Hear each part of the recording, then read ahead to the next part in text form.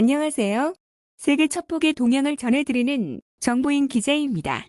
지난주에도 첩보계에서는 많은 일들이 있었는데요. 그 중에 주목할 소식들 전해드리겠습니다. 먼저 미국 소식입니다. 미 중앙정보국 CIA와 연방수사국 FBI가 우크라이나 전쟁을 계기로 러시아인 스파이를 공개 모집하고 있어 주목됩니다. CIA는 근래 미국에 도움이 될 만한 정보를 가진 러시아인을 모집한다는 내용의 러시아어로 된 영상물을 SNS에 연이어 공개하고 있는데요.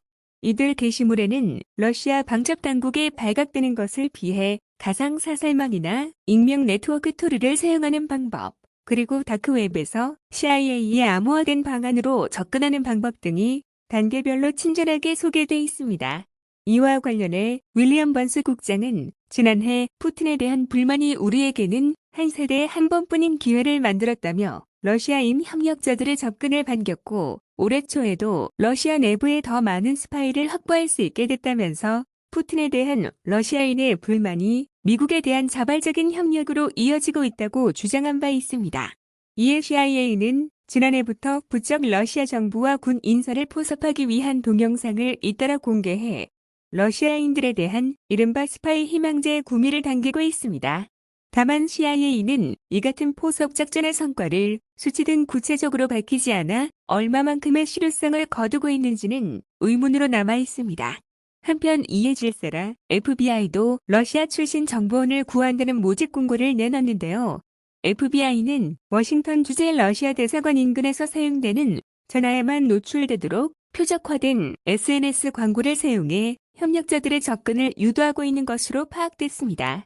한편 미 정보기관들의 이런 움직임에 대해 한 전직 CIA 요원은 이렇게 직접적으로 알리는 방법은 이례적이기는 하지만 불만을 표시할 방법이 없는 러시아인들에게는 효과적일 수 있다고 평가했습니다. 반면 실효성보다는 러시아 내부의 적정 분야를 노린 기만전 가능성도 배제할 수 없다는 지적입니다. 다음은 대만 동향입니다. 대만이 중국의 사이버 공격 가능성에 대비해 11일간 3단계에 걸친 정보보안 경보훈련을 실시할 것으로 전해졌습니다. 지난 12일 대만 국방부 참모차장실은 중요활동 정보보안 경계 방어 프로젝트를 실시한다면서 이런 사실을 공개했는데요. 이 기간 동안 시스템 장비 소프트웨어 정기 업데이트 및 중요 자료 백업, 기밀 자료 암호화가 이뤄지며 악의적 게시물 도배와 디도스 공격 등의 이상 상황에 대비할 것으로 알려졌습니다. 이번 훈련은 1단계로 14일까지 각 부대 시스템의 취약점을 보강하고 추적 모니터링하며 2단계로 17일까지 태스크포스를 가동하고 3단계로 21일까지 이상 사례에 대한 검토 및 대책을 마련한다는 계획입니다. 한편 대만 당국이 이 같은 훈련을 실시하는 이유는 최근 국내 정보 및 방첩기관인 법무부 조사국에 대한 해킹으로 의심되는 홈페이지 먹통 사태에 따른 것으로 보이는데요. 실제 지난 8일 조사국 홈페이지가 다운돼 외부 세력의 해킹 가능성이 제기됐지만 조사국은 회선 고장으로 인한 단순 네트워크 장애라고 부인했습니다. 이와 관련해 대만 국가안전국 NSB는 앞서 지난 총통 선거를 전후로 중국발 사이버 공격 횟수가 급증하고 있다며 군사적 긴장에 더해 사이버 안보에 대한 경각심을 높였습니다. 이번에는 러시아 소식입니다.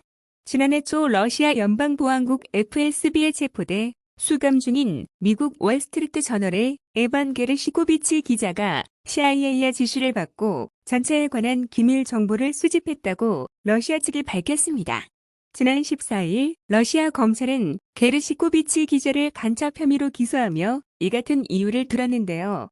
러시아 검찰은 게르시코비치 기자가 CIA의 지시를 받고 지난해 3월 예카테린부르크 스베르들롭스크에서 전차를 생산 수리하는 업체인 우레바군제보드에 비밀 정보를 수집했다고 주장했습니다.